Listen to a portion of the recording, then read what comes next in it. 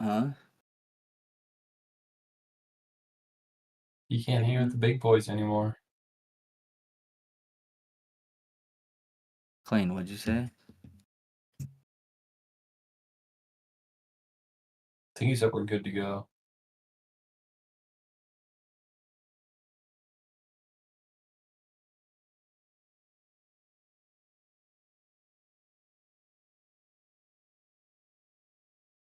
I didn't know if we were fucking live or not. All right. Well, I already dropped the F-bomb right in the beginning, so that's awesome. Sorry, Anyway, we're PG-13. like Dill did just say, welcome back to the Tussle Talk. We are live. Like we always do, right off the bat, little small recap on UFC 317. I know we just talked about it, Dill, but what an awesome, fun card to watch. Unfortunately, bets didn't hit. I had Dill over at my house, which was awesome. We watched the fights in the garage, and we got to watch Pantoja do his thing. He was super impressive. I had a prop bet rounds 2, 3, or 4 submission at plus 450, parlayed with a Ilia Topuria knockout rounds 2, 3, or 4, and he murdered Oliveira in the first 2.5 minutes of the first round. So hats off to him. There's a bunch of good fights on that card. Brandon Royval, Josh Van, fight of the year. That fight was insane. Me and you, dude, pretty much jaws dropped. Like these guys are. Josh Van had the slight power advantage.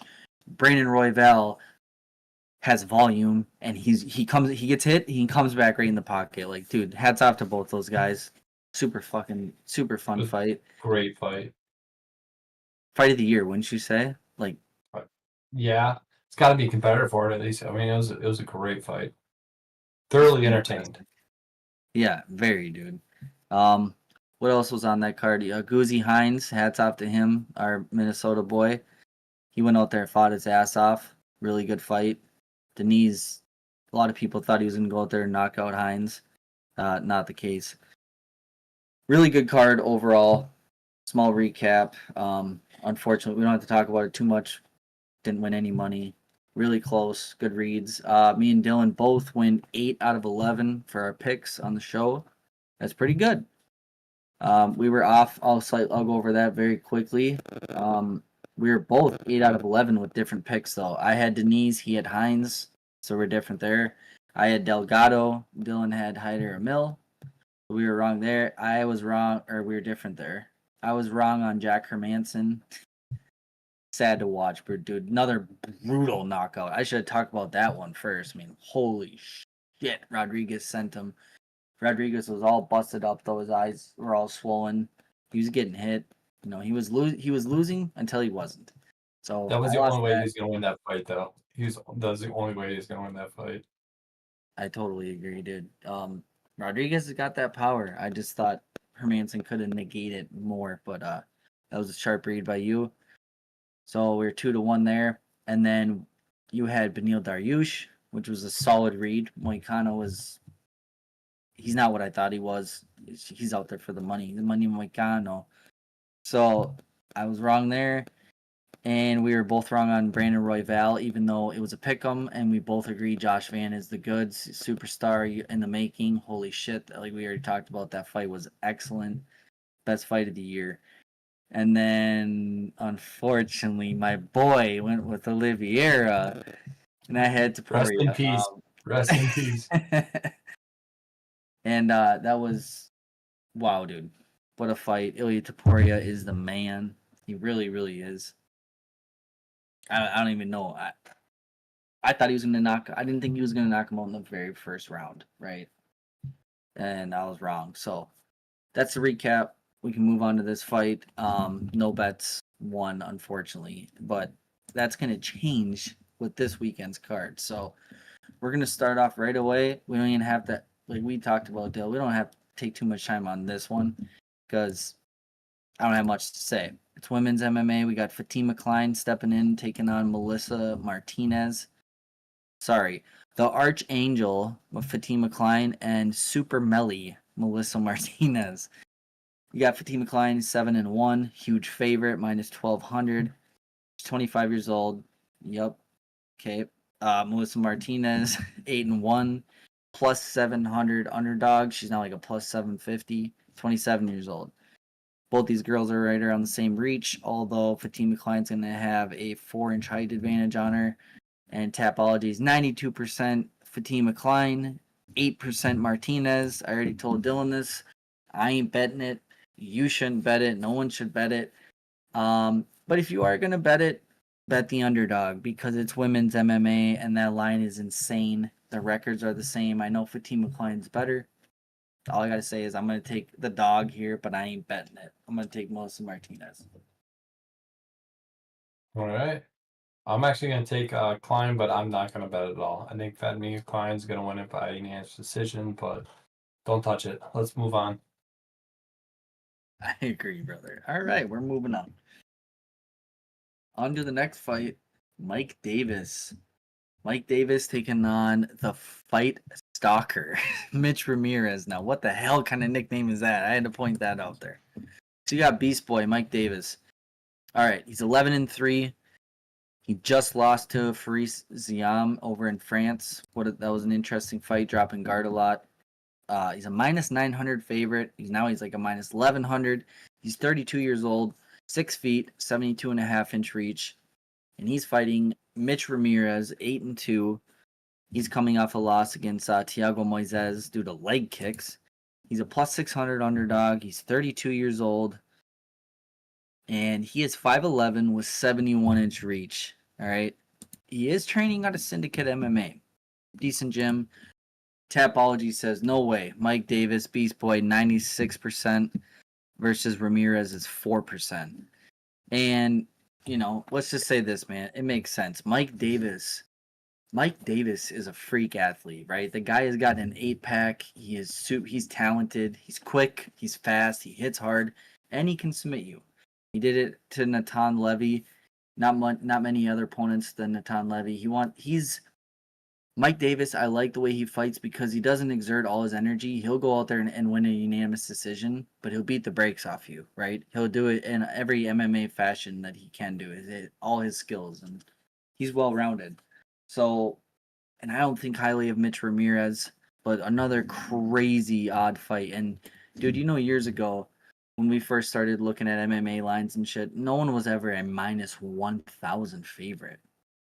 You're implying that he's going to win the fight like 93% of the time. It's a fight, dude. Anything can happen. Like they say, excuse me. Someone's going to shit in your apple pie this card. There is a lot of heavy favorites, and one of them is going to go, it's going to be one of them. And it's not going to be this one. I don't think Mike Davis. I'm taking Mike Davis. If I do some crazy every fight on the card parlay besides women and I throw $5 at it, I guess I'll throw Mike Davis in it, but I wouldn't bet it, but I will pick Mike Davis. Yeah, I agree. We've said before, he's got the physical attributes of a fighter. Like he's lanky, like he's springy in there. He's got the broad shoulders. He looks really good. It was a bummer he got a loss last time, but I think he'll pull it off. Mike Davis will. I don't know how he's gonna win though. I don't know if it's gonna be that sub, if he'll be able to knock him out, or if it's gonna be a decision. I don't know. So might stick away from this one, but stats all point towards Mike Davis's favor. He's got like double the output of strikes landed per minute. He's got 10% stronger accuracy. He absorbs a few more shots, but I don't think Rich Ramirez with his output is going to land as much on Mike Davis. So I think Mike Davis can do a bit more damage in the ring. I agree, brother.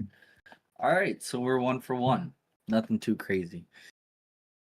All right, we're gonna move right on through. We got heavyweights coming up. We got Kennedy Nzechukwu stepping up against Valter Walker. And we got some big boys on this one. So right now we got Kennedy Nzechukwu. He's 14-5. He's the American Nigeria African fighter fighting out of Nigeria, 6'5", He's 235 pounds, so he's a little lighter in the heavyweight division. But he's got an 83-inch reach, all right? So that's pretty crazy. And he's going up against Valter Walker, who's 13-1, fighting out of Brazil. He's 6'6", 265 pounds. Currently, they have him at, which his last fight, I believe he's weighed in about 248. So he's not all the way, filled out to 265 with a 78.5-inch reach. And Kennedy is a minus 205, and Walker is a plus 170. And sound the alarms. This is your underdog pick of the week, Valter Walker. And I'll tell you why. We got Kennedy Nzechukwu. This guy, yeah, he's a specimen, right? He's big. Okay, he's never fought anyone the size of Valter Walker. Valter Walker is going to be an inch taller. He's going to weigh a little bit more. Kenny's, you can't, dude. I'm telling you right now, Dylan, and you remember this. We were watching this fight together. No one can forget, and the bookies must have forgot. Kennedy Nzechukwu lost a split decision to Ovince St. Preux. Ovince was like 59 years old in fight years. The guy is washed as a fucking old rag, Throw it away. Let him go. And Kennedy got beat up by Ovince St. Preux, who's not a heavyweight. He doesn't fight at heavyweight. He fights at light heavyweight his whole career. Man, I just think, Kennedy Nzechukwu, he's fought. Let's look back on here. Kind of embarrassing. Last fight, he beat Lucas Brzeski. A lot of people said, well, Lucas Brzeski beat Valter Walker. Okay. Yep. That was his first fight in the UFC. No one he had fought. And look at his last two fights. He submitted both of his opponents in the first round. He's taking it way serious. Okay, well, anyway, back to Nzechukwu. And then his other knockout is Chris Barnett. Chris Barnett is a showman in the heavyweight division. He's got a lot of chub around his body. He athletic as hell, right? He's throwing crazy spinning kicks. I love watching him. Some rolling thunder kicks there.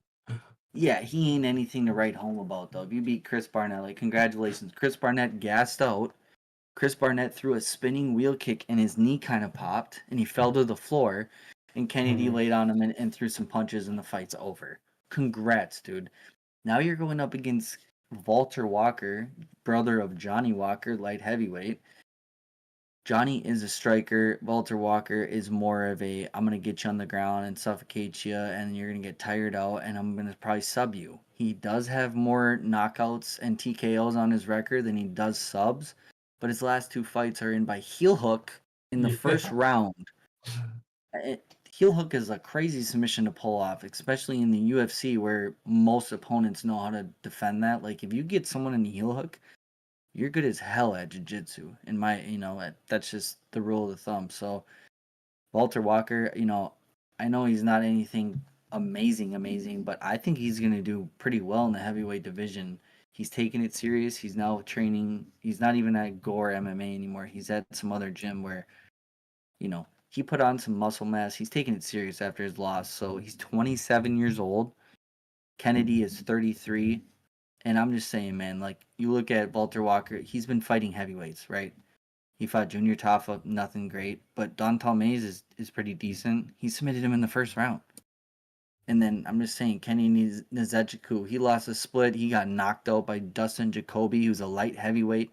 Devin Clark is maybe a light heavyweight. He fights a light heavyweight, but he's a small light heavyweight. I just don't think he's that good. And this is my dog of the week, man. And you got 70% on Tapology, Nzechukwu, Valter Walker, 30%. And they think 81% implied Nzechukwu is going to knock him out, which I think is kind of crazy because Nzechukwu has been taken down by middleweights. And I'm not even making that up. He was fighting middleweights and getting taken down. So I think Valter Walker is in his prime right now. He's 27. I think he sees his IQ is there. Hey, this guy can't defend takedowns. He sucks at grappling. I got to stay away from his punches. And I don't say he sucks. I'm comparing him to Valter Walker. Valter Walker is a superior grappler here. And the least resistant path to finish is getting him on the ground and submitting him or TKing him. So give me Valter Walker, a long breakdown. but he's my favorite underdog on the card. Give me Valter Walker. Favorite underdog on the card. Nice. All right. I like Yes, it. sir. I was also gonna go with Valter. I wanted to get your kind of take on it. I like it. Good breakdown. I think Valter's actually gonna look bigger than Kennedy in there as well. I know Kennedy's longer. Valter's about maybe like an inch or two taller. But Valter, I think he's actually gonna look a little bit heavier. I think he's gonna be more towards like a 260 range, and Kennedy's gonna be at like 240. And I think you're gonna notice those 20 pounds of difference. And is that gonna play to his advantage or not? I don't know. Is Kennedy gonna be smart enough to kind of tire him out? I think Walter's going to establish the ring dominance there and keep Kennedy kind of at bay. Kennedy's going to try to use that reach. I don't think it's going to work for him. I think Walter Walker shoots in first round, heel hook again. Let's take another one. Make it 3 for 3. I would love that, dude. I'd be so. Where's the bet? Walter Walker by heel hook again. Heel hook? Okay. I like that you brought that up. I just want to look at this quick. So, obviously, they're not going to have any of those props out right now. Can you hear me pretty good? Yeah. So, they're not going to have that out, obviously, but you got. What the hell's going on there? I don't know. It's not gonna show right now, but what is Valter Walker's sub prop? Do you think they're gonna give us like plus 300, plus 400? I'd be amazed if it's over plus 400. They give you plus 500 on a Valter Walker sub or inside the distance like plus 300. I'm hammering that all day. That might be my number one lay of the day. You know, throw a unit. Pretty much all I'm gonna bet on a Saturday. Throw a unit on Valter Walker inside the distance. I think he's way better. I think he's way better than Kennedy Nzechukwu. And you won't catch me. You won't catch me laying money on a chalked Kennedy Nzechukwu who's moved up to heavyweight, but who's never fought a true heavyweight. Like, excuse me. I guess I'm gonna die on the bridge that if Kennedy knocks him out, then I'm like, oh wow, he's a pretty good heavyweight. Then I'll give him his flowers. But I don't think he will. Valter Walker's. I think he's gonna know. Oh, I'm gonna get this guy to the ground. He's uncomfortable there, and I'm aware on him. Like I could see a round 2 or 3 finish. So that's how I feel. Walter Walker round 1 plus 800, but I don't know. Plus 800 round 1. Damn. Yeah. I like it too. I'm inside the distance is the move I'm gonna play. Just be smart That's all true. around. But, Yeah, that's true. but I do like that. I mean, it could be a brawl of the first round where he gets kind of pieced up by Kennedy and then finally clinches and gets him down, and it's a rough get down. But then round 2 comes and Kennedy's kind of tired, and Valter gets him down and wears on him and finishes him in round 2 or 3. I see that too. It's gonna be a Just good give me fight. longer. I gotta say this. Longer. I gotta say this. Why the frick is I don't want to get monetized, but why is this fight way down here when the start of the main card is Junior Tafa and Tuco Tokkos? That fight is asshole. It really is. And this fight should be all the way up starting on the main card. I mean, Kennedy, this huge heavyweight, and Valter Walker, a huge heavyweight.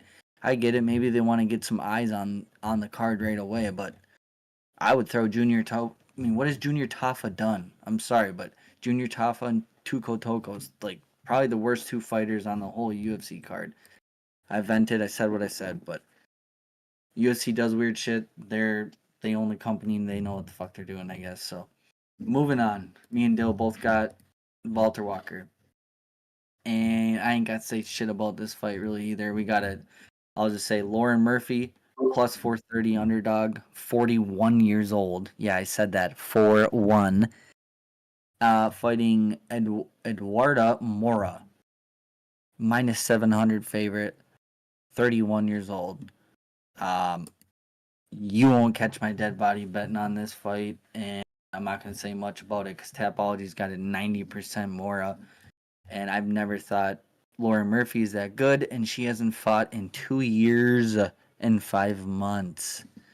Moura just fought 7 months ago, so give me Moura for the pick, brother. Absolutely. I'm on the same page. Give me Moura. Yeah. Just Give me Moura. I might have to look a little bit more closely at what some of the props might be, and I might. Wait. Did you say you might have to look Moura at props? Or... I see what you did there. Nice, good call. Sorry, I had to. I like it. Yeah, I'm gonna take Moura. I'll say something later about it, but just give me Moura for now, and we can probably move on. Yeah, we'll talk more about it later. All right, I'm done. We're moving on. Fuck that fight. Jake, okay, here's where it gets fun. You got Jake Matthews fighting Chidi Njokuani. And I always get Kennedy, Nzechukwu, and Chidi Njokuani. You know, those are tongue twisters. I kind of get them screwed up. So give me a second. So we got, I really, really, really like this fight, dude. I think highly of both these guys. I think they're pretty damn good. So Jake Matthews, the Celtic kid, 21-7, 2-fight win streak. He opened up as a near pick'em, okay? And he's 30 years old, 5'11" with a 73-inch reach. Going to go up against Chidi with an 80-inch reach. Yeah, you heard that, 7-inch reach advantage for Chidi. He's 6'3". He's gonna be 4 inches taller. He's 36 years old though, so he's gonna be 6 years older. And he opened up as a -120 favorite, slight favorite, and he's on a 3-fight win streak with a 25-10 record. And I went back and forth on this fight, dude. I think, like I said already, I think highly of these guys. I think Jake Matthews has come to be a better fighter. We all need to know this though. Jake Matthews has been fighting in the UFC for 11 years. Wow. 11. And he has never, get this, bro, 11 years and has never been ranked in the top 15 in the welterweight division. And I think that speaks volumes. I think highly of him. I think he's solid. I mean, he's been in the UFC for 11 years for a reason. He's done pretty damn good. I mean, a year and 7 months ago, he lost to Michael Morales. Michael Morales finished Gilbert Burns in the first round. Like, that's not a bad loss. Then he beat Phil Rowe. Phil Rowe knocked out Angelosa a few months ago. And then he beat Francisco Prada, a young up-and-coming dude from, what the hell was it? The blue and white flag. Why can't I think of it? It's going to bother me. It's not Scotland. Anyway, we'll move on. Good fight. And his boxing, apparently I read his dad was a professional champion kickboxer at one point. So Jake Matthews is kind of falling into kickboxing and shit, and like he's aggressive. But dude, when you're at a 7-inch reach disadvantage and a 4-inch height disadvantage, I think Chidi's knees and shit are gonna play a big. Look at this, man. He came back from losing at middleweight twice. He comes back to welterweight and he's undefeated in the welterweight division with a finish and then 2 very, in my opinion, unanimous decisions. So give me Chidi Njokuani. He's got the range. He's got the height. He's got more threat as a knockout power. If Jake Matthews comes out and he's smart about this fight, he needs to get Chidi to the ground because Jake Matthews has good wrestling. I just think Chidi can probably stop a few of those, and he's going to piece them up, and I don't think you want to be standing with Chidi. I bet Aleksei Dos Santos in his last fight against Chidi, and he made me eat my money. I was going to win a big parlay that night if Aleksei Dos Santos pulled through, and Chidi crushed my dreams that night with a very well knee. You know, he had 57 significant strikes in the clinch that night when Chidi fought Aleksei Dos Santos. So I think, this new defined person of Chidi that he is at 170 pounds, he needs to stay there. He looks jacked at 170. He looks strong and he looks ready. So I think just the size advantage and everything, man. Give me Chidi Njokuani. Inside the distance, probably knockout. Wow. All right. We're going to be different on this one. I'm going to go with Jake Matthews. I think there's a little bit too much hype around Chidi still. I'm still not quite on the train. He's still kind of a little old, and I think he even acts older than 36 of, what he actually is. So I'm going to go with Jake Matthews. I think he's going to put together some good chain wrestling. I think he's going to be able to get to take Chidi down. I know Chidi's got great defense. The last couple of fights we've seen, he's got good sprawls. He's been able to avoid those, but I don't think it's going to work this time. I think Jake Matthews is going to be able to take him down, control most of the time. I know they're trying to get away from taking control time over more like aggression and damage, but I think Jake Matthews is going to be able to land a few blows on him on the ground there, and I think he'll be able to kind of lay on him, tire him out, and Chidi's not going to be able to find that range and that distance, 7-inch reach distance. I don't think it's going to happen. So I think this one's going to be a little bit of an upset. Not the upset of the night, but I'm going to get underdog.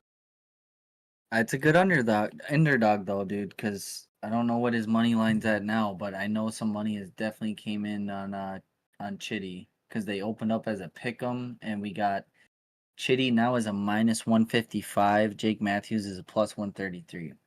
Yeah. So there's some money coming in on him. And the over 2.5 is minus 200. So people are thinking it might make it quite the distance. Bro, I'm sorry. I just looked. Teixeira at one point, I remember seeing him at like a minus 180 on like Monday. He's now a minus 290. We'll get there. We'll get there. I know. It just kind of hurts my heart though. Like, that's crazy. All right. So we're different on this fight. I love that. Like I said, I think highly of Jake Matthews, but the height disadvantage, the reach disadvantage. He's been in the UFC for 11 years. He's never been ranked in the top 15.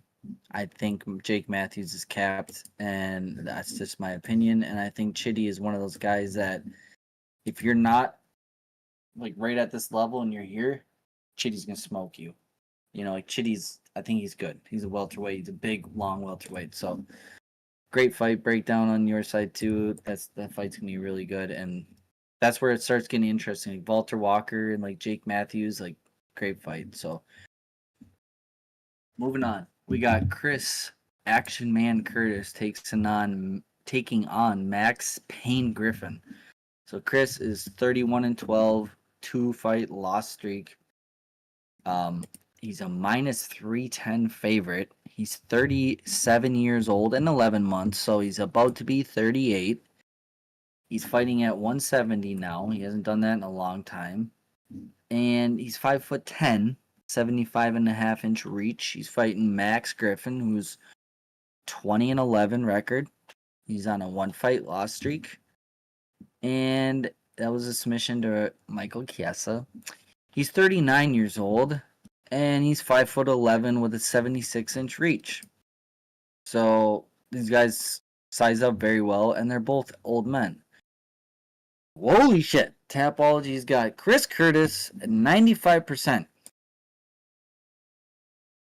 Why?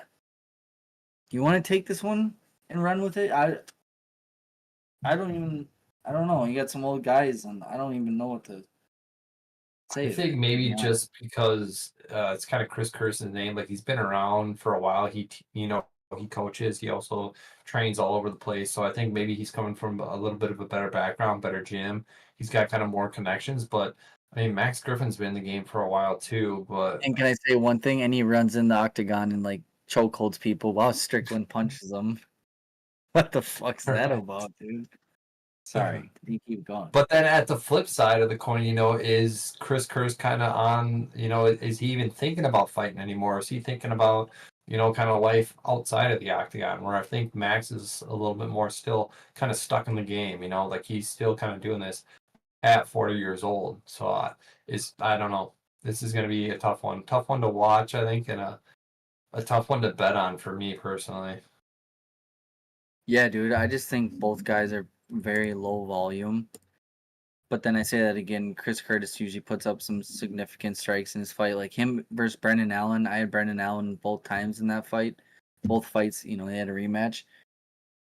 And I think he won both fights. There's some argument in the last fight. Chris Curtis won that fight, but he put up a lot of numbers. I was impressed, and that's at middleweight. So I'm going to take Chris Curtis against Max Griffin.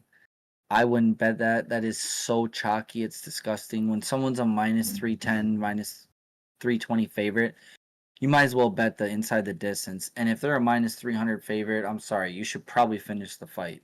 Like if Mike Davis doesn't finish the fight, and you're a minus 1,000 favorite. Embarrassing. Vitor, Petrino. We'll go down the line, but like I think even a minus 300, minus 350 favorite is like, who's gonna bet that at the chalk? So I'm gonna pick Chris Curtis, but I ain't throwing him in any parlay at that chalk. So we're both on Chris. Where you going, Yeah, Matt? I mean, I'm very hesitant. I just like Chris's output a little bit more. He does take a few more hits, though. I just don't know if Max is gonna find that sweet spot or not. Just hear me out. I gotta paint a picture. I know MMA math doesn't work, but his last fight, Chris Curtis, he didn't really get knocked out by Roman Kopylov. That was a little fluke, kind of weird thing. Yeah, And then you look at Max Griffin. He got submitted by Michael Chiesa. Do you think Chris Curtis gets submitted by Michael Chiesa? No, I think he beats the shit out of Michael Chiesa. I think Chiesa might be better than Chris on the ground. Yeah, but historically, Chris Curtis has like 90-some takedown defense. Like Brendan He Allen could does. barely get Chris Yeah. Curtis to the ground. Yeah. I don't know. That's MMA math, though. That's not neither here or there. I just like to throw that out there. I got a piss really bad, and this is the start of the main card, and this fight makes me laugh. Junior Tafa Tuco Tokkos. Do you want to take this for a second while I go pee? I'll take the junk one, and then by the time you come back, we can probably move on. All right, I'll be right back. So for clarification on the last one, I think I am going to go with Chris Curtis as well, but I'm probably not going to put any money on that whatsoever.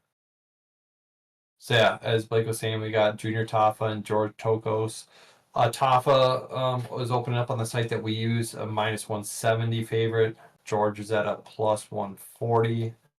I'm not very high on Junior Tafa, much at all. 6-3. Mr. George 10-5. Tapology's got Tafa at 76% chance of winning and Tokkos at 24. And obviously all high by knockout with these guys at the light heavyweight.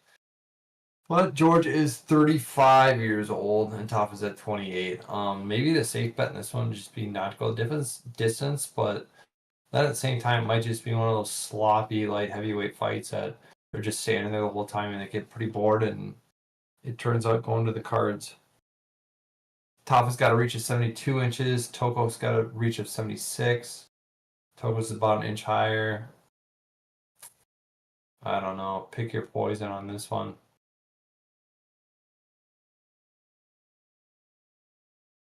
Tafa's last one was Sean Scherf KO punches. Tuco needs a win here or I'll still probably get rid of him. Yeah, they've just been feeding him all the new guys coming up. So you know what? I think I'm going to take Tokkos. I think Tokkos is going to be able to get the win on Tafa here. I think he's going to do it inside the distance. He's probably going to be able to knock him out.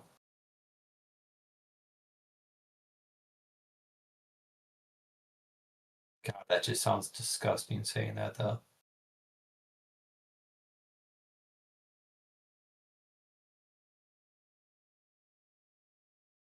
They don't have Tokkos by knockout or submission or anything. All right, who'd you pick, brother? I'm going with George Tokkos by knockout plus 335, which is disgusting. I don't know. I'm not going to bet on it, but that would be like the one pick I think I would. I like it. Fuck Junior Tafa. I think he's bad. But with that being said, it is aggressive, but he's like 6-4 in his UFC career, like 6-3. Yeah, you're right. I shouldn't say he's bad, but he's bad. George is 10-5. Ain't much better, and he's 40. No, like I said, 35. A lot of people probably already say it and think it, but these are some of the two worst guys on the whole UFC roster. That's how I feel. With that being said, while I'm eating, yep, I'm a fat ass. Junior Tafa, he is dropping down to light heavyweight. So, and I have seen pictures of him. He's got abs now. For that reason only, I'm worried that Junior Tafa can. I mean, he definitely can get taken down. And Tuco Tokkos has a black belt in Brazilian Jiu-Jitsu.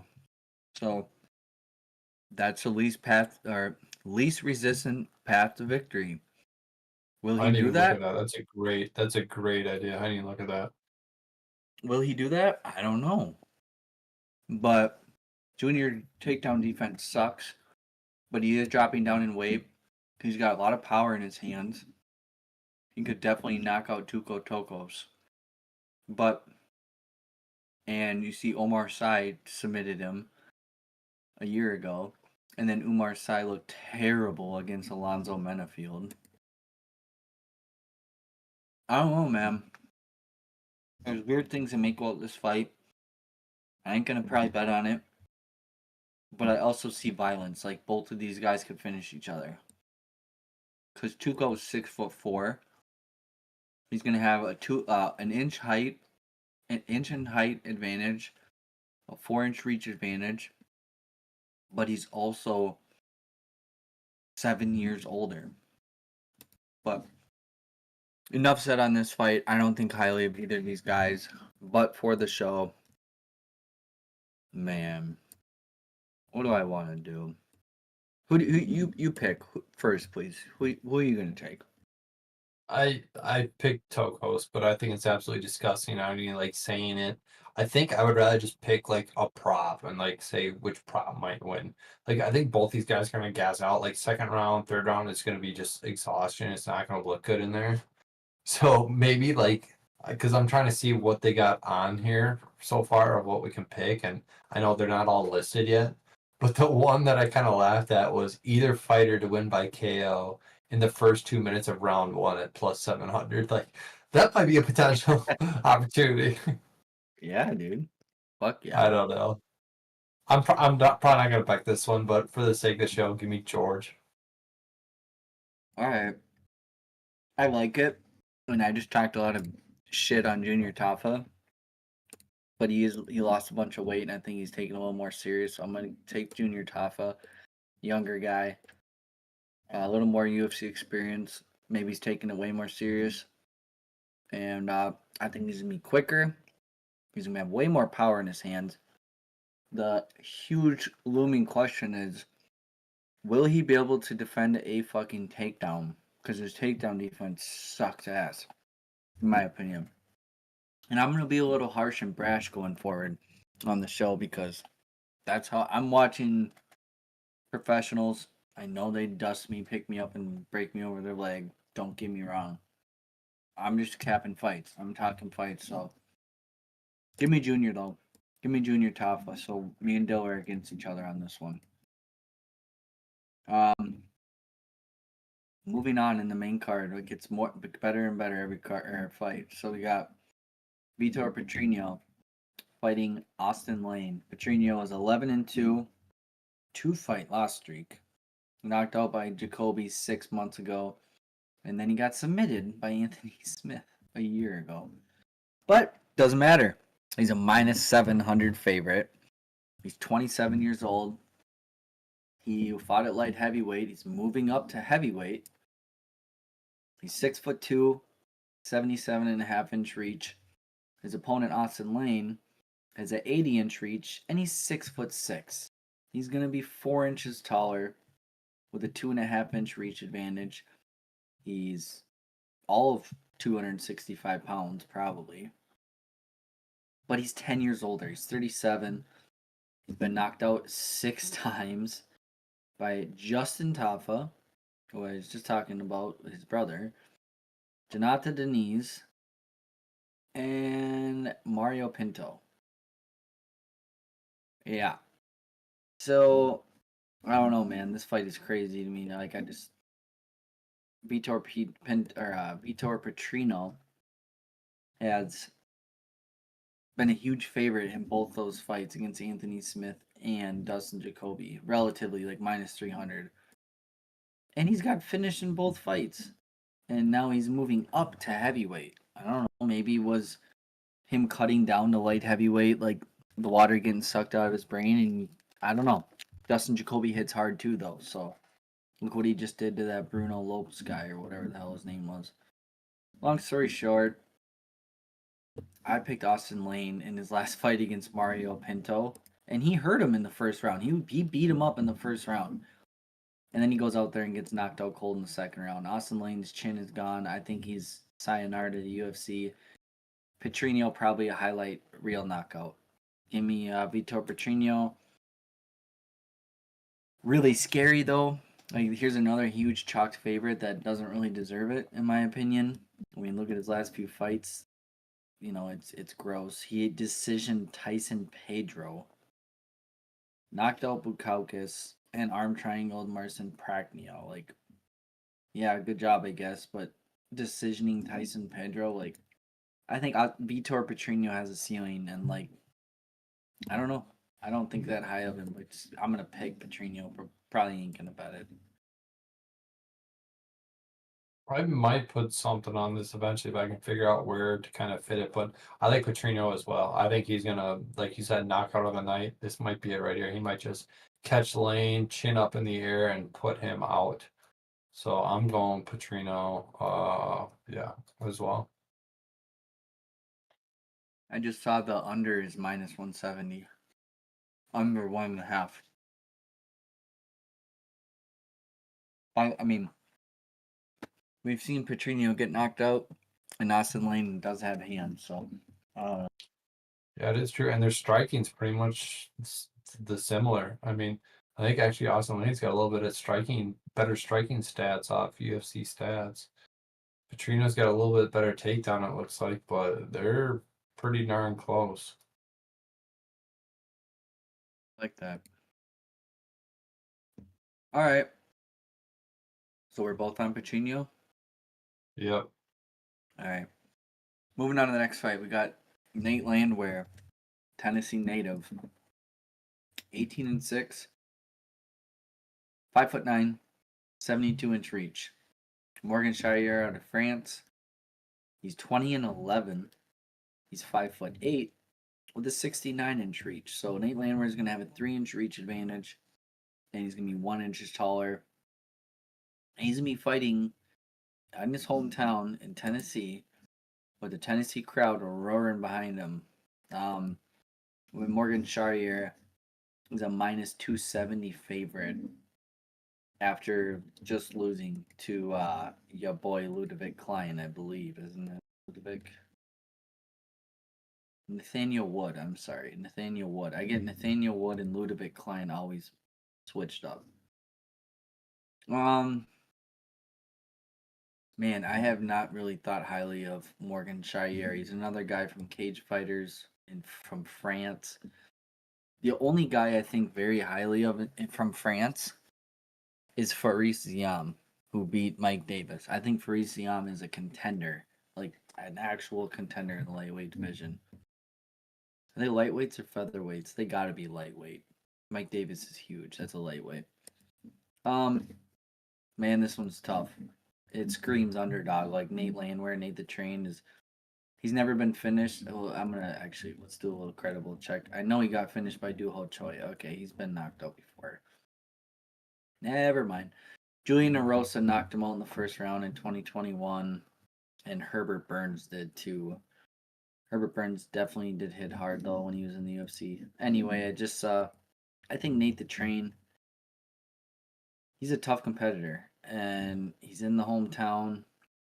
He's got some finishes. He submitted Ludovic Kline. And Ludovic Kline's a dog. Yeah, dude, back in 2021. Anaconda choke in the third round. Like he's got to fight till the fight's, till that's 10 seconds of the fight. So I do not think highly of Morgan Charriere. I'm gonna take Nate Landwehr. It's in Nashville. If it's gonna be a close fight, like I wonder what split decision is right now on this fight. Like Nate Landwehr by split decision. I'm gonna hopefully have that right here. Well, Nate Landwehr by decision is a plus 450. I like Inside the that. distance. Inside the distance is also plus 450. The bookies are like, yeah, you're gonna have to, pick one. Sweat it Uh out. Morgan Charriere inside the distance plus 175. I just don't think that high of Morgan Charriere. I don't think too highly of Nate Landwehr, but I think he is a better, more game UFC fighter than Morgan Charriere. I picked Nathaniel Wood against Morgan Charriere too. I don't think highly of him. These France guys, certain of them, but Nate Landwehr is 37. Morgan Charriere is 29 years old. There's that age discrepancy again. There's quite a few fights on this card where someone's 42 and the other guy's 27 or something around that age. So you usually want to go with the younger guy. I don't think highly of Morgan, so give me Nate. Maybe I might make a small little parlay bet on it, $5-10 with a few other underdogs like Valter Walker, your boy. But how about you, bro? I'm taking Nate. I agree. He was actually going to be my underdog of the card. I'm going to take the hometown boy and his home crowd. He's going to get all revved up. And we know Nate can take a punch. And I don't know if Morgan's got the power to quite put him out. I think it's going to be a good dogfight. I think Nate's going to grind it out. I think he's going to get it done.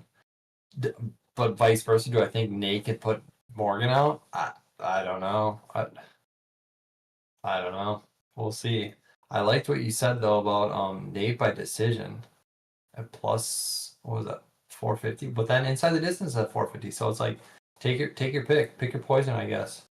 I'm also with you. I'm not quite proven on Morgan yet. I feel like he's still got to prove a few things, be tested a little bit more. I'm not that high on him. So yeah, give me Nate the Train at his hometown. He's gonna be feeling it. I love it. And Nate Landwehr by submission plus 1400. Yeah, he has 2 submission victories, right? But Ludovic Kline, that guy's freaking good. And you're submitting him. Morgan Charriere's been submitted once. I don't know. I could see Nate the Train as being too much for him, and he's starting to gas out. So I love that. That's a nice plus 220 juicy favorite or underdog for you. So your underdog of the card's Nate, and mine's Valter Walker. Yes, sir. Good for you. I love that, and I hope he wins. So we're both on Nate the Train. Moving on to one of my favorite fights of the card, we got Calvin Kattar versus Steve Garcia. Yeah, Calvin Kattar is 23-9. Oh, where did my stuff just go? 23-9. And he's unfortunately on a 4-fight loss streak. He's 37 years old, 5'11", 72-inch reach. And he's taking on Steve Garcia, who's on a 5-fight win streak, all by knockouts, which is crazy. He's a minus 140 favorite. He's 33 years old. He's 6 feet tall with a 73-inch reach. He's going to have a 1-inch height, 1-inch reach against the New England Cartel. Take that back. No longer. Do you know Calvin Kattar switched gyms and he went to TriStar? I did not know that. TriStar's got like some very solid cardio coaches and UFC fighters, and TriStar's got the real shit going on there. So he left his longtime gym of TriStar and he headed out. So man, this fight I went back and forth for a while, but I told myself Calvin Kattar's never been finished in the UFC. Never been knocked out. And he's got some very good boxing. I know he fought Yusuf I'm gonna run around the cage Zalal. That fucking fight was so boring to watch. Yusuf Zalal is so boring. Calvin Kattar is one of my favorite, just because he's so game. Yeah. I think this fight is perfect for Calvin Kattar. He's gonna get a guy, Steve Garcia, who's gonna run to the middle. He's gonna get right in the pocket with him, and they're gonna swing. I think Calvin Kattar is more technical. His last 4 fights, let me read you these off. Yusuf Zalal, I don't care about that fight. Yusuf sucks in my opinion. He runs too much. Aljamain Sterling, beast. 8 takedowns or something it took him to do. I was just Arnold looking at those Allen, too, yeah. Calvin Kattar's knee blew up 2 years and 8 months ago, so that sucks. And then a split decision loss to Josh Emmett, who also went all 5 rounds with Ilya Taporia. Okay. And then he went out there as a huge underdog and beat up Giga Chikadze. And he's fought with Max Holloway and he knocked out Jeremy Stevens. He's fought way better people than Steve Garcia, in my opinion. You're on a 5-fight win streak until you're not. When you meet someone better than you, Calvin Kattar's a little older. He has been hit quite a bit. I read some crazy thing. He's took 1,000 some significant strikes, but he's never been knocked out or knocked down. What the I think fuck? 700 of those came up from Max Holloway. Yeah, your boy, Hawaiians only, Max Holloway.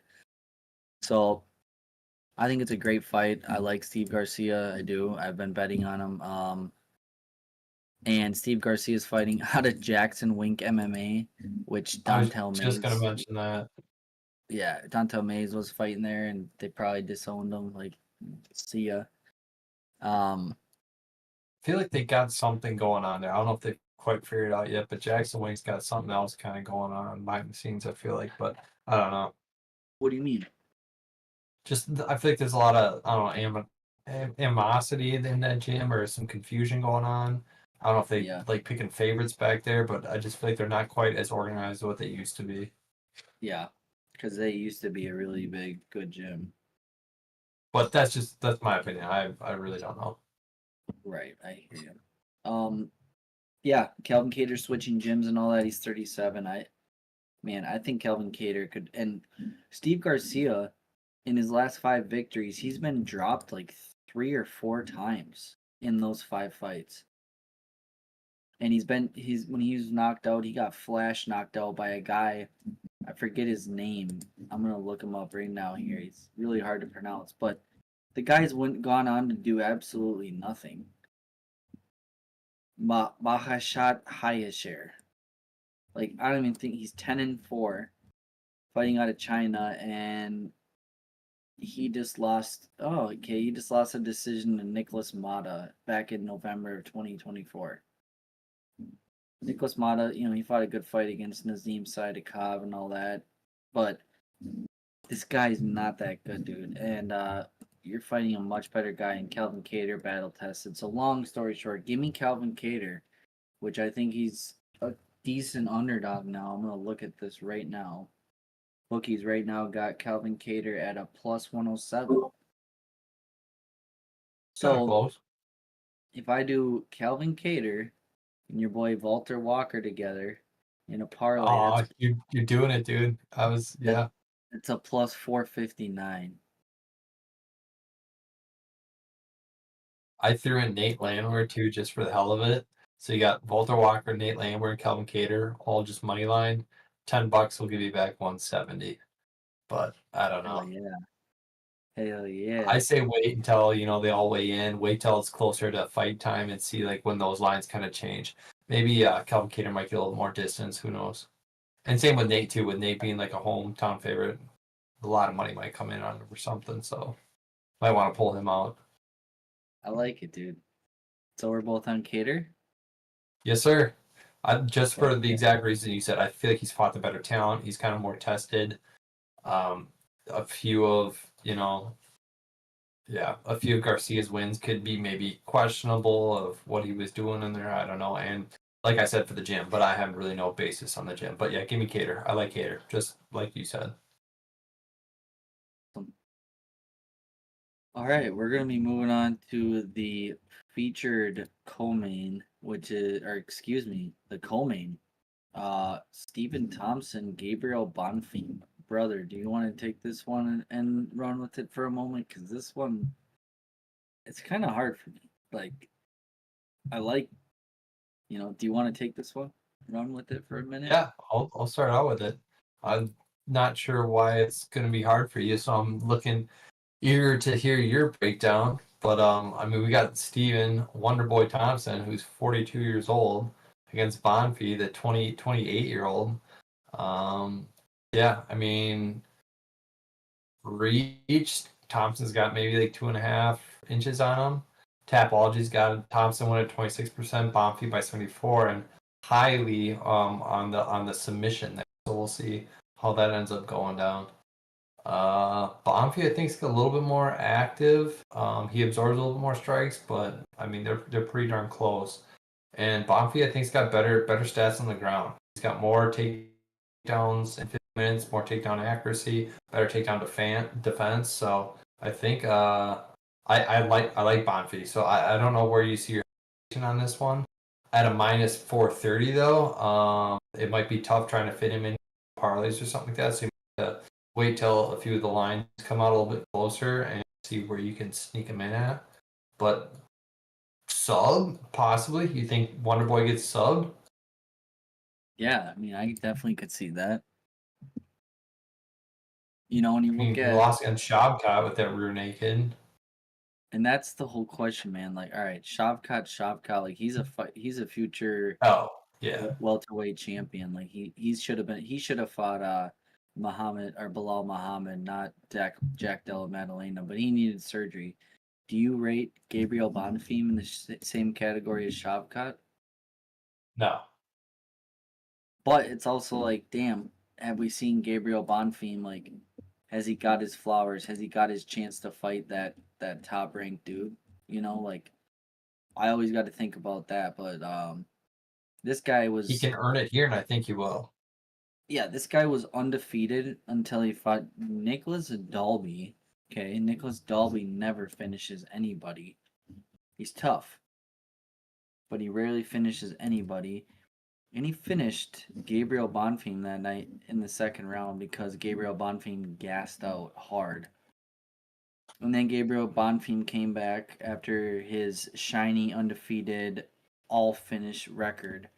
Came back and he fought Angelosa and he had his first decision win ever. So then he came back and showed, all right, I can go 3 rounds, but he couldn't Wasn't he finish sick or something that Angelosa. fight? Did they come out saying like he had like the flu or something? I can't remember. I guess you're probably right. I can't remember either. I'm sure he did. But then his last fight, he looked great against Chaos Williams, submits him in the second round. And it's like, all right, he's back, you know? So I don't want to say this one was tough for me. I maybe jumped the gun on it. Like, I want to say Gabriel Bonfim's going to win this fight, but it's also a case of like, all right, you know, Stephen Thompson's 42, he's 27. Stephen Thompson, though, he's been in the UFC for like almost 11 years, I believe. Like Jake Matthews. Stephen Wonderboy Thompson's fought the best guys in the world forever. He fought Tyron Woodley twice. He's fought Joaquin Buckley. Wow, I can't believe I said that. Buckley. He's fought Darren Till. He's fought. I'm gonna get on this track here. Okay, so Kevin Holland, yeah, Shavkat Rakhmonov. Kevin Holland, he knocked out. He fought Bilal Muhammad. He fought Gilbert Burns, Jeff Neal, Vicente Luque, Anthony Pettis, Darren Till, I already said it, Jorge Masvidal, Woodley twice, I already said that, I know. I mean, this guy's fought everybody, dude. Rory McDonald, Johnny Hendricks, like the list just goes on forever. So the experience is all on Stephen Wonderboy Thompson, but Gabriel Bonfim isn't that inexperienced. He is 17-1. He's got a lot of fights. He just hasn't fought the caliber that Stephen Wonderboy Thompson has fought. And Stephen Wonderboy Thompson, frankly, Gabriel has never seen a striker like Stephen Thompson. If he can't get takedowns on Stephen Thompson, he's fucked, dude. I think those head kicks and like, no, you can't emulate Stephen Wonderboy Thompson in your training room. You can't get anyone to come there and fight like him because he's the only guy that fights like that with his hands down, and then he kicks you and he's out of range and it probably frustrates the shit out of you. I think Gabriel Bonfim will be able to get a takedown, and he's 27 years old. Stephen Wonderboy Thompson's 42. I think Gabriel will probably find that submission in the second round, second or third round. Most of his submissions come in the second round. His last fight came in the second round. But you talked about this. Gabriel Bonfim path to win submission. 76% of the time he finishes the fight by sub. And his grappling is takedown accuracy 76% of the time. Well, Stephen Thompson's defending at 63% of the time, and he's fighting against Tyron Woodley and good wrestlers, Shavkat Rakhmonov. So we'll see, man. Like you said, at this chalked price, it's kind of crazy where I just couldn't throw my head back like, holy shit, they're really pushing Gabriel Bonfim after his lackluster performance against Nicholas Dalby. That was not a good performance. So huge step up in competition from Chaos Williams to Stephen Thompson. He is 42. I know he said it again, and we'll say it in the next fight, the last fight, main event. But a lot of these guys, it's been that tail of the card, Vitor Petrino, young guy going up against old Austin Lane. And same thing with Junior Tafa. Same thing with, the list goes on. So it's gonna be a great fight to watch. I love it. Gabriel Bonfim, hopefully, I hope he gets a submission, and kind of lights the welterweight on fire a little bit. The welterweight division, he gets up in the ranked and see a ranked opponent, because I think he's a great grappler, and I'll probably be playing a Gabriel Bonfim submission prop because I think he's chalked way too hard, and maybe also a decision prop on a little parlay because I could see him not being able to get the sub, but riding a lot of back and punching him, and it's a unanimous decision on the ground. So Right. Submission prop right now is at plus 145 plus for 145. Bonfi. Yeah. And then for Bonfi to win and just round 2 to start is minus 150. So I kind of like that too. Maybe throwing that in a few different parlays. You said Yeah, I'm sorry, for Wonder Boy. I mean, you're a dog. You've been in here for so long, but I feel like his prime was, 7, 8 years ago when he was fighting all those big names. Now he's got a few more L's next to his name than he does W's later in the years. yeah. All right. Well, me and Dil are we're on Gabriel Bonfim. Not extremely confident, but I'd say 65% confident where he should get this W, just being the younger guy. But the experience, it's all on Stephen Thompson. So moving on to everybody's main event of the evening in Nashville, UFC. We got Derrick the Black Beast Lewis taking on Tallison Teixeira. And you got that Tallison Teixeira, that shiny 8-0. He's 6'7", 260 pounds with an 83-inch reach to Derrick Lewis's 79-inch reach. He's 265, 6'3", 28-12. So right there, the very first thing in the record, 28-12. That's 40 professional fights against Tallison Teixeira's 8. Like, I get it, man. This guy's 4-inch reach advantage, 4-inch height advantage. And the biggest thing that sticks out right away, significant strikes landed per minute. Tallison Teixeira of 14.6 per minute. And I understand that, what? yeah, what is that? Like, what is Lewis's 2.48? Yeah. Here's the thing, though. That sample size is that reason because Tallison Teixeira only has 8 fights, and he's finished every opponent in the first round. Yep. But he's aggressive. He comes forward, he gets in your feet, he's like, fuck you, I'm gonna take one of your punches and I'm gonna give you my best. So we'll see who does. We'll see who's standing. Can we give the poster some love too right now, where they just put up like Teixeira's 8 first-round finishes and Lewis's 9 first-round finishes? Like, I thought that was a pretty cool stat to put on there. That was really cool. It's a heavyweight banger. Someone's getting knocked out. But like I was saying with Tallison, he'll take one to give one. You don't want to play that with the knockout artist. The most heavyweight knockout wins in UFC history, the most knockouts in heavyweight history. The dude has outrageous power, and his grappling's getting impressive. I watched a few of his fights, takedowns. His ground and pound is really good. I don't know if we've ever seen Tallison Teixeira on the ground. Apparently, he's a black belt in Brazilian Jiu-Jitsu. He's got 8 fights, bro. He's got so much to learn. And I think if you're not ready and you're fighting someone like Derrick Lewis, who's fought Curtis Blades, knocked out Curtis Blades. He's fought Alexander Volkov, was losing the fight until he knocked him out in the 3rd round. He's knocked out so many people. Chris Daukaus, Nascimento, he fought Sergey Pavlovich. He's fought all these guys. He got knocked out by Tai Tuivasa. The experience, another fight right here. I'm talking, like we just talked about, Thompson. He's old, right? Derrick Lewis is old, older in the hills. He is, what is he right now? 40 years old. To Tallison's 25. He's 15 years older. You always usually want to go with the younger fighter, and I am in this fight, but I'm also fucking nervous because it's Derrick Lewis. But I'll tell you what, brother. Years ago, when Derrick Lewis fought Tai Tuivasa, I put Tai Tuivasa on a money line 2-leg parlay. It was like Tai Tuivasa, and I want to say it was like Mateus Gamrot. And I put $100 on it. It was years ago. We didn't even do this. $100 to win like 400, and I cashed it. Tai Tuivasa knocked out Derrick Lewis that night.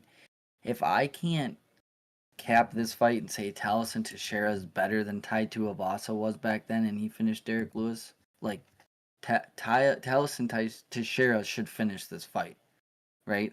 If stats and history repeats itself, but you're also going up against a guy that, yeah, he's 40, but he's got some of the biggest power in the whole heavyweight division. He's got the most knockouts. Like, I'm not gonna say it twice, but this fight screams Derrick Lewis with experience. He knows he can take a hit. The question is, can you take his hit? Because Tallison Teixeira has been hit in his 8 fights. He's been hit a few fights where he on the Contender Series he gets hit pretty good, and I'm like, oh damn, if Derrick Lewis gets those in there, you might be fucking waking up on the canvas. So it's not my favorite, and I mentioned Tallison is like a minus 290 now, minus 285. So the line's moving right now, and it's just like minus 300. You can pretty much call it on a guy that is not UFC battle tested. He's just a big, long heavyweight that's finished all his 8 fights. So, and it's Junior Tafa that he finished. Like, that guy's ass. I've been talking about how bad he was. I don't know, man. This one's tough, but you can tell he's got freak power. He showed some clinch. It's going to be a great fight for as long as it lasts. And watch, everyone says it's going to finish in the first round, and it'll go all 5. Someone will win by decision. Yep. So, I guess I'm taking Tallison, but you bet your ass on one of my favorite parlays that I'm going to place for like $20. Excuse me. I'm going to have Tallison, everything the same. I'm going to have Tallison, and then everything the same, I'm going to have Derrick Lewis to hedge it. Because I think it's heavyweight volatile, and it's Derrick Lewis. How do you not bet him? Yeah. Here and there. So. Yeah, anything can happen heavyweight. We know that. Yeah. I agree with you, though. I'm going to go with Tallison as well. I think Lewis, just getting up there. Tallison's kind of the new up-and-coming. They're trying to skyrocket him, so they're going to give him a name like Lewis. And yeah, with this being a 5-rounder, I mean, if no one's getting knocked out in the first round, it might go all the way and just be that boring kind of stalemate heavyweight kind of fight. And yeah, I ain't got too much really else to say on this one. This I mean, one's gonna be Tallison's got that reach. He's got that yeah, it definitely is. There could definitely be some violence. And I don't even care if Tallison's a black belt on the ground. It don't matter because Derrick Lewis is not going to shoot a single takedown this whole fight. So that don't matter. You can throw it out the window right now. They're standing there kind of striking the whole time. It might be interesting if Tallison shoots a takedown on him because if he's that confident in his ground game, and if he gets a sub, it'd be interesting to see what that is. But, I mean, with Tallison's 4-inch reach advantage, and he's also 4 inches taller, I mean, you do the old Pythagorean theorem right there, the a squared plus b squared equals c squared. It's like over a foot reach there that Derrick Lewis has got to be throwing those bombs over the top of his head. And I think Tallison's going to be able to see those coming as long as he keeps his distance. So we'll see. We'll see. And I think he's a little bit quicker too. And once you get into the later rounds, but I don't know, man. Yeah. I'm going with Tallison. I'm not confident with any because, like you said, it's heavyweight mayhem could happen. But Tallison to win by decision plus 1200, Daddy likes. Damn. And I just wanted to say the last when you said Derrick Lewis ain't going for a takedown. You know his last fight against Rodrigo, whatever the hell his name was, Nascimento. He has 3 takedowns. Derrick And Lewis did? yeah, in the clinch, he was like all body, and then he'd like move his body weight and throw that leg out front and just throw him. Like I was like, damn, his grappling looks good. And then he'd be right into full mount and feeding those, and that's how he like. I don't know, man. Derrick Lewis is sneaky sketchy like that, and he's fucking strong. You can tell he'll be on the ground for a little bit. He'll be taking the punches, and then he'll just be like, "Fuck this, I'm getting up," and he just stands up, and like, what the hell, with like no technique. But hey, man, heavyweight fight in the main event. One's got 9 first round finishes. The other guy's got 8. This fight is definitely not reaching the 3rd round. I'll say that for sure. So I'll bet you that. I'll bet you a fireball for that. yeah, 2 fireballs, right? All right. All right. Double or nothing. What was the one you owe me on? Jose Delgado, Hyder Mill. Yeah, I owe you on that one. God, I love that fucking read. Yeah, we don't. You know, it's one thing about betting MMA, dude, or picking MMA. Like, it's always on to the next week. Like, we don't get to bask in like our really good reads, but you know, not all of our really good reads we bet either, unfortunately. But hey, that's the show, guys. I don't even know how long it is. It seemed like a good one, but this card is exciting. There's heavyweights. We were gonna have our buddy Tom on tonight, but things got shaken up. Hopefully, if we need to talk tomorrow or whatever, the next card, we'll get him on here and ask some fight talk and little questions. And we were all hoping that one of these heavyweights pulled out so he could step in, because you know he would step in and take any of these heavyweights on. So, Yeah. And um, real quick, I got a sneaky suspicion on this one. I think Brazil fighters are going to go undefeated. I'm going to put together like a little 5-leg parlay, and I think all the Brazil guys and ladies are going to get dubs. So I gotta put something together and make sure that the odds are right. But that's going to be sneaky. like that. I like that a lot, dude. Like, yeah, you got one So underdog, stay and tuned. that's Stay tuned. I'll our send that to you and Brazil. we can post that. Fuck yeah. Brazil's I'm undefeated this week. I was gonna do some noise for Brazil, but I didn't. I can't think of one. So I Ah, like that, dude. Yeah, I didn't know what the fuck to do. That's a sexy parlay. I really like that. One underdog and the rest are favorites. Yeah, guys, that's our show for the week or for the card.